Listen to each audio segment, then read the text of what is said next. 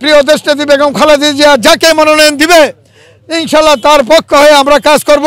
আমি নিজেকে ধানের শীষের প্রতীক হিসাবে আমি দাবিদার। এই বিএনপি কিন্তু একটি অনেক বড় দল, এখানে কম্পিটিশন হবে, এখানে প্রতিযোগিতা থাকবে, তার মধ্যে কিন্তু কাদা ছড়াছড়ি থাকবে না। আমরা ঐক্যবদ্ধ। ভোট চাই ভোটারের, দোয়া চাই সকলের। তারেক রহমান বীরের বেশে আসবে ফিরে বাংলাদেশে, আসবে ফিরে বাংলাদেশে। তারেক রহমান বীরের বেশে গণতন্ত্রের ধানের শীষ মার্কাটা কি ধানের শীষ, সবাই বলি ধানের শীষ। ধানের শীষের প্রতীক দিয়ে আমাকে মনোনয়ন করেন ইনশাল্লাহ।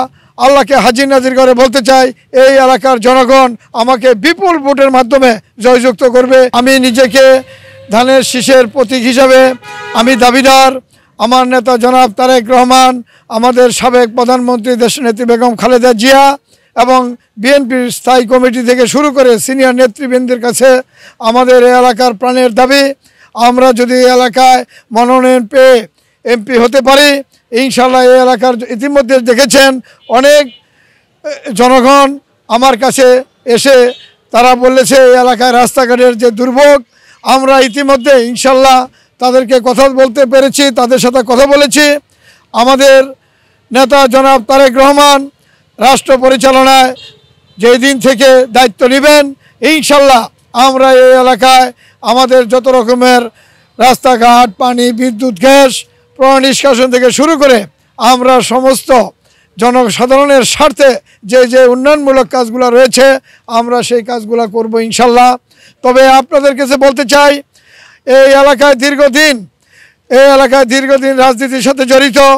এই এলাকায় আমি আদিবাসী হিসাবে আমি সবসময় যে কথাটি বলে থাকি, আমি সেই দাবি এবং সেই প্রত্যাশা নিয়ে আমি বলতে চাই, আমাকে যদি এই এলাকা থেকে ধানের শীষের প্রতীক দিয়ে আমাকে মনোনয়ন করেন ইনশাল্লাহ আল্লাহকে হাজির নাজির করে বলতে চাই, এই এলাকার জনগণ আমাকে বিপুল ভোটের মাধ্যমে জয়যুক্ত করবে।